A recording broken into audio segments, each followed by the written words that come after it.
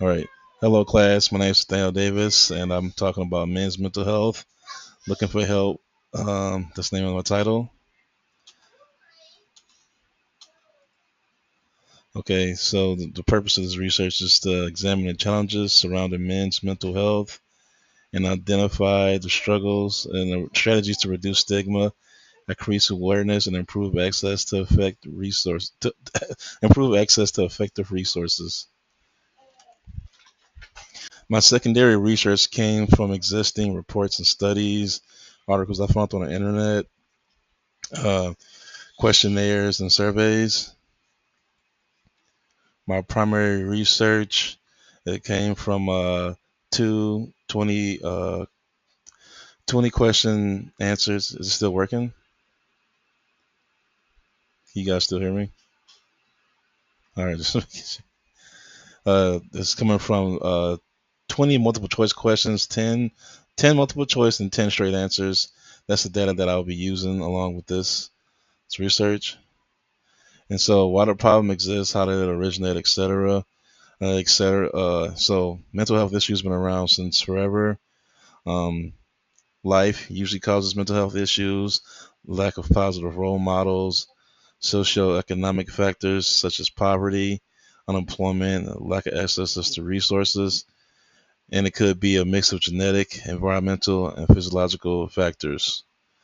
It's a lot of reasons why mental health gets to everybody. Nobody's immune from mental health, and eventually it come up for us all.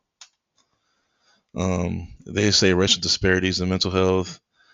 I used to see a lot of stuff back in the day talking about mental health wasn't really in the black community. Mental health issues wasn't really in the black community, and so I don't really think that's true. But according to this chart, mostly it's just the Caucasian race that has uh, reported mental illness going on.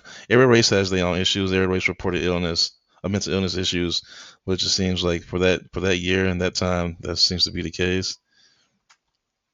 We got a lot of celebrities that have mental health issues that really don't talk about it. Some do talk about it though, like these three I got up here: Tom Holland, Zac Efron, and Kid Cudi. They openly talked about their mental health issue struggles and having to go to medical places, hospitals, and get checked in. And they talk about it openly, hoping that oh man, all right, hoping that somebody it can help somebody in their issues to know that even though I'm famous and got a lot of money and got this and that, I still have mental issues and I'm still a person. I'm still fragile, and I could be brought down too. So like in our community and culture, as far as like men's mental health, I think it could be much more done about it. I don't think the old ways are still around, but they exist in small pockets. Certain like types of businesses like construction work, like the hard, grueling, blue collar work, people tend to be a little bit tough about saying that you're sad and all this and that. They got that stigma like if you ain't tough, you ain't nothing. And but like as far as like what the community do to help change that is you can just let other guys know that it is okay to feel sad and be soft, or not be hard as stone all the time and cry. And yes, that's good to know that. And also more mentorship from the older guys taking up the older guys talking to the younger guys. Talk to them, get them situated, let them know that you're here for them. That helps ease some mental issues or mental pains they could be going through, knowing that they can have somebody to talk to.